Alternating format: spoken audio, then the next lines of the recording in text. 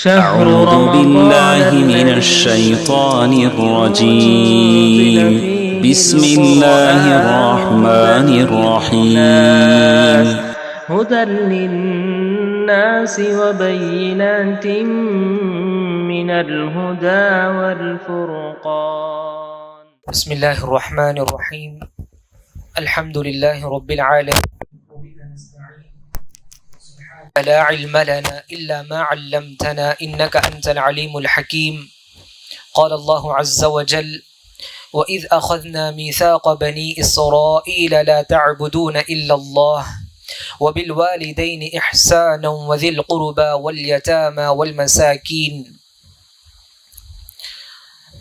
محترم حضرات، عزیز نوجوان دوستوں اور قابل احترام میری اسلامی ماؤں اور بہنوں، جیسا کہ کل کے درس میں آپ کے سامنے یہ بات آئی تھی کہ انشاءاللہ ہم حقوق کے سلسلے میں، خصوصاً حقوق العباد کے سلسلے میں مستقل کچھ بنیادی باتیں اور کچھ حقوق کو انشاءاللہ آنے والے دروس میں معلوم کریں گے۔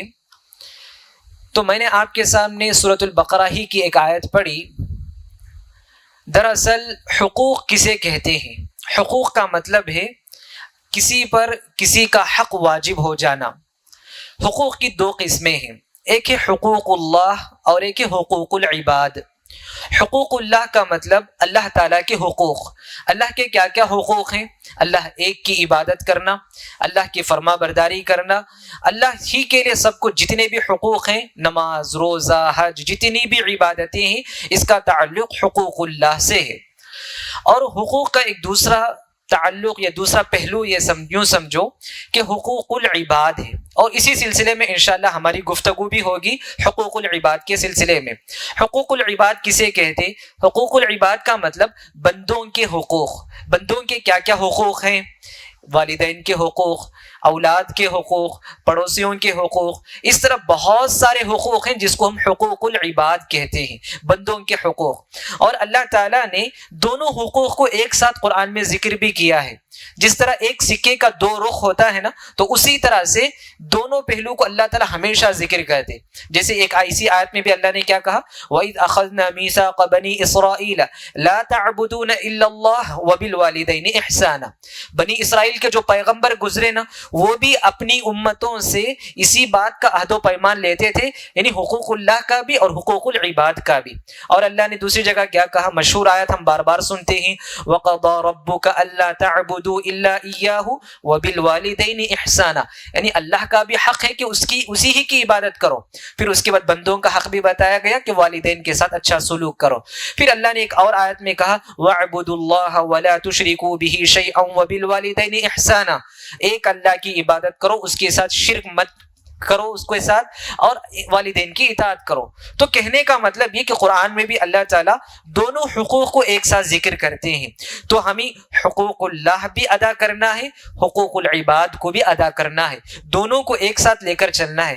کیونکہ بہت سارے لوگ ایسے ہیں عبادت میں تو الحمدللہ ماشاء اللہ پہلی صف کے پابند، لیکن حقوق العباد میں اگر دیکھیں بہت اس میں کمزور نظر آتے ہیں۔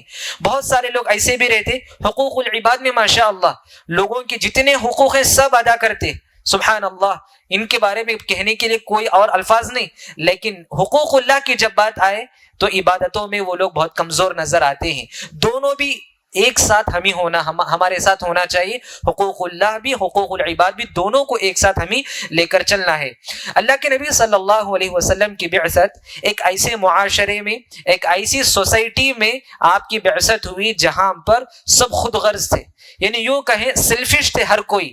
یعنی اسلام آنے سے پہلے، نبی بنائے جانے سے پہلے کوئی حق نام کا کسی کا نہیں تھا، کوئی کسی کا حق ادا نہیں کرتا تھا، لیکن اللہ کے نبی صلی اللہ علیہ وسلم نے آ کر ہر ایک کو اس کا جو حق ادا کرنا ہے وہ حق اللہ کے نبی نے ہمیں بتایا، اور اللہ کے نبی صلی اللہ علیہ وسلم نے ہر ایک کے حق کو واضح انداز میں ہمیں بتایا، اور انہی حقوق کو جس کو ہم باہمی حقوق کہتے ہیں اگر ہم حقوق کو ادا کریں گے تو ہمیں کیا ملے گا؟ دو باتیں بتانا چاہتا ہوں۔ پہلی بات، دنیا میں کیا ملے گا، آخرت میں کیا ملے گا۔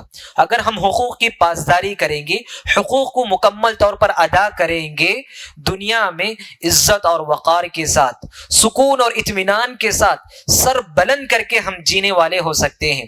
یعنی کوئی اختلاف کے بغیر، آپسی دشمنی کے بغیر، سکون اور اطمینان کے ساتھ ہم آپس میں تعلقات کو قائم رکھ سکتے ہیں، اور خاندان میں بھی ایک بہترین خاندان قائم کر سکتے، معاشرے میں بھی ایک بہترین افراد سے ہم پہچانے جائیں گے۔ یہ دنیاوی فائدہ ہے۔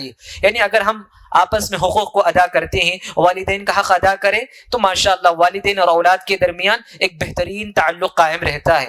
اور اسی طرح پڑوسیوں کا اگر آپ حق ادا کریں گے، آپ کے اور پڑوسیوں کے درمیان اچھے تعلقات قائم ہوں گے۔ آپ کے اور یتیموں کے درمیان حقوق کو آپ برقرار رکھیں گے تو یتیموں کے بھی آپ حقوق کو ادا کرنے والے بنیں گے۔ تو اس طرح سے دنیاوی فائدہ یہ کہ آپ ہر طرح سے فائدہ مند ثابت ہوں گے معاشرے کے لیے۔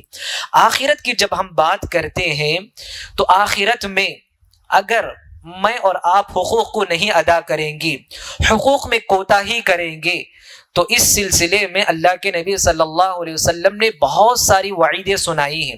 ایک وعید آپ کے سامنے بتاتا ہوں۔ اللہ کے نبی صلی اللہ علیہ وسلم نے کہا کہ حقوق کو اگر نہیں ادا کریں گے تو جنت اور جہنم کا فیصلہ اس وقت تک نہیں ہوگا جب تک کہ آپ کے ان حقوق کے سلسلے میں اللہ تعالیٰ فیصلہ نہ کر دے۔ ایک مرتبہ اللہ کے نبی نے صحابہ سے پوچھا، اتدرون ما المفلس، مفلس کسے کہتے ہیں؟ اگر مجھ سے آپ سے بھی سوال کرے تو یہی جواب ملے گا۔ مفلس غریب کسے کہتے؟ صحابہ نے کہا، من لا دینار ولا درہم لہ، جس کے پاس کوئی دینار نہیں، کوئی درہم نہیں، وہ آدمی غریب آدمی ہے۔ اللہ کے نبی نے کہا، غریب آدمی وہ نہیں ہے، غریب آدمی وہ ہے قیامت کے دن نماز کے ساتھ، روزوں کے ساتھ، بہت ساری عبادتوں کے ساتھ آئے گا، لیکن ساتھ ہی ساتھ قد شتم ھذا، کسی کو اس نے گالی دی ہوگی، وقذف ھذا، کسی پر اس نے بہتان تہمت لگایا ہوگا، واکل مال ھذا، کسی کا اس نے مال ناحق کھایا ہوگا، اور اسی طرح اللہ کے نبی نے کہا کہ اور کسی کا اس نے زمین کو ناحق ہڑپ لیا ہوگا۔ تو اس طرح سے بہت ساری شکایتوں کو لے کر وہ اللہ کے پاس آئے گا، اور اللہ تعالیٰ اس کے جرم کے مطابق مظلوم کو اس کی نیکیاں دیتے جائیں گے، نیکیاں دیتے جائیں گے۔ جب اس کی نیکیاں ختم ہو جائے گی تو پھر اس کے بعد ظالم کو، مظلوم کے گناہ ظالم کے سر پر اللہ تعالیٰ دے دیں گے۔ تو یہ غریب آدمی ہے، اللہ کے نبی نے کہا۔ اور اللہ کے نبی نے یہ بھی صحابہ کو احساس دلاتے تھے حقوق کو ادا کرنے کے سلسلے میں، من كانت له مظلمة لأخيه من عرضه أو شيء فليتحلله منه اليوم۔ اللہ کے نبی صحابہ سے کہتے، اگر کسی نے بھی اپنے مسلمان بھائی پر ہو یا کسی پر بھی اس نے ظلم کیا ہو، اس کے عزت پر اس نے حملہ کیا ہو، اس کو بڑی محفل میں اس کی عزت کو لوٹا ہو، یا اس کے ساتھ کسی بھی طرح کا ظلم کیا ہو، اسے چاہیے آج ہی اسے جا کر معافی مانگ لے، کیونکہ قیامت کے دن کوئی دینار کام نہیں آئے گا، کوئی درہم کام نہیں آئے گا۔ سبحان اللہ۔ اللہ کے نبی صلی اللہ علیہ وسلم کی زندگی کو بھی آپ دیکھ لیں کہ حقوق العباد سے جس کا تعلق ہوتا نا، اللہ کے نبی صلی اللہ علیہ وسلم بھی صحابہ کو اس کے سلسلے میں ابھارتے تھے۔ تو دیکھیں یہاں پر اس حدیث میں اللہ کے نبی نے کیا کہا، اگر کسی پر آپ نے ظلم کیا ہو تو دنیا ہی میں جا کر آپ اس سے معافی مانگ لیں، یا تو آپ اس کا حق لوٹا دیں، یا نہیں تو آپ اس کے پاس جا کر معافی مانگ لیں۔ اگر آپ اس کا حق نہیں لوٹائیں گے، اس کے پاس معافی نہیں طلب کریں گے، تو قیامت کے دن اس کا بھاری بدلہ آپ کو چکانا پڑے گا، اس کا بھاری بدلہ آپ کو ضرور چکانا پڑے گا۔ ایک مثال آپ کو بتاتا ہوں، سنن ابی داؤد کی روایت ہے کہ قرض، اس کا تعلق کس سے ہے؟ حقوق اللہ سے، حقوق العباد سے ہے اس کا تعلق۔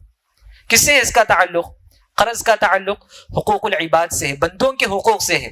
ایک صحابی تھے، انتقال کر جاتے ہیں۔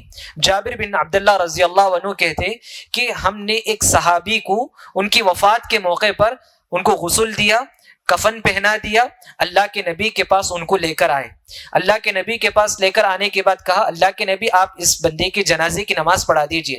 اللہ کے نبی نے پوچھا، اعلیہ دینون، کیا اس پر قرض ہے کیا؟ اللہ کے نبی نے کہا ہاں، صحابہ نے کہا ہاں اس پر قرض ہے۔ اللہ کے نبی نے کہا کہ میں جنازے کی نماز نہیں پڑھاؤں گا۔ پھر اس کے بعد ابو قتادہ رضی اللہ عنہ تیار ہوئے، اللہ کے نبی اس کے پاس قرض ہے۔ اللہ کے نبی نے پوچھا کہ کتنا قرض ہے اس کا؟ دیناران، 2 دینار ہے، کوئی بڑی رقم نہیں تھی، بس 2 دینار قرض میں چھوڑ کر گئے تھے وہ صحابی. تو ابو قتادہ نے کہا اللہ کے نبی یہ 2 دینار میرے ذمے ہیں، میں اس کو ادا کر دوں گا. پھر اس کے بعد اللہ کے نبی آگے بڑھے، جنازے کی نماز پڑھائے. دوسرے دن ابو قتادہ سے اللہ کے نبی کی ملاقات ہوتی ہے. اللہ کے نبی نے پوچھا کیا تم نے کل وہ 2 دینار ادا کر دیا؟ انہوں نے کہا اللہ کے نبی کل ہی کی تو بات ہے، کل ہی نا وہ انتقال کیے، ابھی وقت ہے نا، انشاءاللہ میں ادا کر دوں گا. اللہ کے نبی نے کہا نہیں، فوراً ادا کرو. تیسرے دن وہ صحابی اللہ کے نبی سے ملاقات کرتے ہیں تو پوچھتے ہیں کیا حال ہے، کیا دینار ادا کر دیے کہ نہیں ادا کیے؟ وہ صحابی بولتے ہیں ہاں اللہ کے نبی ادا کر دیا. تو اس وقت اللہ کے نبی نے کہا الآن بردت علیہ جلدہ، اب اس کی جلد، اب اس کی کھال ٹھنڈی ہو گئی. اللہ اکبر. دیکھو حقوق العباد کو نہیں ادا کیا، قرض کو ادا کرے بغیر وہ انتقال کر گیا، اس وقت تک اس بندے کو سزا دی جا رہی تھی. اور اللہ کے نبی نے کہا نفس المؤمن معلقۃ بدینہ حتی یقضى عنہ، کہ مومن کی جو روح ہے معلق رہتی ہے، اٹکی ہوئی رہتی ہے، کب تک؟ یہاں تک کہ وہ قرض کو ادا نہ کر دے. تو دیکھیں حقوق العباد کا اتنا عظیم اس کا مقام ہے کہ ہمیں کتنا لحاظ رکھنا ہے. اور اسی طرح سے ایک اور حدیث آپ کو بتاتا ہوں. ایک صحابی تھے سواد ابن غزیہ رضی اللہ عنہ. جنگ بدر میں ایسا ہوا اللہ کے نبی صفوں کو درست کر رہے تھے. جنگ کے میدان میں کیا ہوتا، صف کو اللہ کے نبی درست کرتے تھے. تو اس موقع پر اللہ کے نبی کے ہاتھ میں ایک چھڑی تھی جس کو ہم لاٹھی کہتے ہیں. اللہ کے نبی صفوں کو درست کرتے کرتے کہ اس صحابی کے پیٹ پر لگ جاتی ہے، یعنی پیٹ کے سامنے کے حصے پر ان کو چھڑی میں لگ جاتی ہے. جیسے ہی ان کو وہ چھڑی لگتی ہے، وہ اللہ کے نبی سے کہتے ہیں یا رسول اللہ اوجعتنی، اللہ کے نبی آپ نے مجھے تکلیف دے دیا. پھر اس کے بعد ایک عرصہ گزر گیا. جنگ بدر 2 ہجری میں یہ واقعہ پیش آیا تھا. پھر اس کے بعد تقریباً 10 سال کے بعد جب اللہ کے نبی کی وفات کا وقت قریب آیا، سارے صحابہ مسجد نبوی میں بیٹھے ہوئے ہیں. اللہ کے نبی نے صحابہ سے پوچھا کیا کسی کا مجھ پر کوئی حق ہے، کہ کسی پر میں نے ظلم کیا ہو تو آج مجھ سے آ کر بدلہ لے لے، قیامت کے دن میں تمہارا کچھ بھی کام نہیں آؤں گا. تو سواد ابن غزیہ رضی اللہ عنہ کھڑے ہوتے ہیں اور کہتے ہیں اللہ کے نبی بدر کے موقع پر تم نے مجھے چھڑی سے مارا تھا، میں اس کا بدلہ لینا چاہتا ہوں. سارے صحابہ پریشان ہو گئے، صحابی اور اللہ کے نبی سے بدلہ لینے کے لیے تیار ہیں. پھر اس کے بعد اللہ کے نبی اپنی پیٹھ سے چادر کو ہٹا لیتے ہیں کہ آؤ آج مجھ سے آ کر بدلہ لے لو، قیامت کے دن میں تمہیں کچھ کام نہیں آؤں گا. اللہ کے نبی جیسے ہی چادر ہٹا کر کھڑتے ہیں، فوراً وہ صحابی دور سے دوڑتے ہوئے آتے، آ کر فوراً اللہ کے نبی کے پیٹھ سے اپنے آپ کو چمٹ لیتے ہیں، یعنی معانقہ کر لیتے ہیں. پھر اس کے بعد یہ خاتم النبوہ، جو نبوت کی جو نشانی تھی اللہ کے نبی کی، اسے آ کر بوسہ دینے لگتے ہیں. اس کے بعد اللہ کے نبی نے پوچھا ان سے میں نے تو تم سے بدلہ لینے کے لیے کہا لیکن تم آ کر مجھ سے معانقہ کر رہے ہو. تو اس وقت وہ صحابی نے کہا ایمس جلدی جلدک، اللہ کے نبی میری خواہش زمانے سے تھی کہ میرا جلد میرا چمڑا آپ کے چمڑے سے ملے، یہ میری خواہش تھی. لیکن وہ صحابی بدلہ لے نہیں سکتے تھے. لیکن اللہ کے نبی دیکھیں اس واقعے سے بات جو معلوم ہوتی وہ کیا ہے، اللہ کے نبی دنیا ہی میں جس پر بھی کسی پر ظلم کیا ہو تو اسی دنیا ہی میں اللہ کے نبی اس کو ختم کرنا چاہتے تھے. تو مجھے اور آپ کو بھی چاہیے حقوق العباد میں اگر کہیں کوتاہی ہو گئی ہے تو اس کو آج ہی ہم ختم کرنے کی کوشش کریں. اگر ہم ختم نہیں کر سکتے، کیونکہ دیکھیں حقوق اللہ کا مسئلہ ایسا ہے اللہ تعالیٰ چاہے تو معاف کر سکتا، چاہے تو سزا دے سکتے ہیں.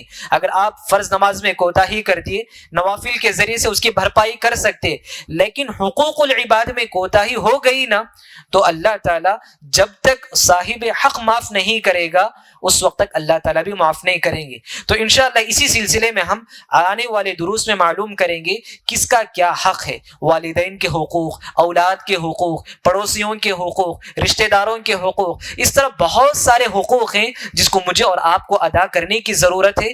ہم میں سے ہر ایک کوشش کریں کہ ہر ایک کا حق اس کو ادا کرنے کی. انشاءاللہ آنے والے درس میں معلوم کریں گے. تو آج کے درس کا خلاصہ یہی ہے کہ حقوق العباد کی کتنی اہمیت ہے. دیکھیں دنیا میں بھی آپ کامیاب ہوں گے، حقوق العباد کو ادا کریں گے، اور آخرت میں بھی آپ اللہ تعالیٰ کے عذاب سے بچ پائیں گے۔ تو کہنے کا مطلب یہی ہے کہ حقوق العباد کو ادا کرنے کی ہم میں سے ہر ایک کوشش کریں۔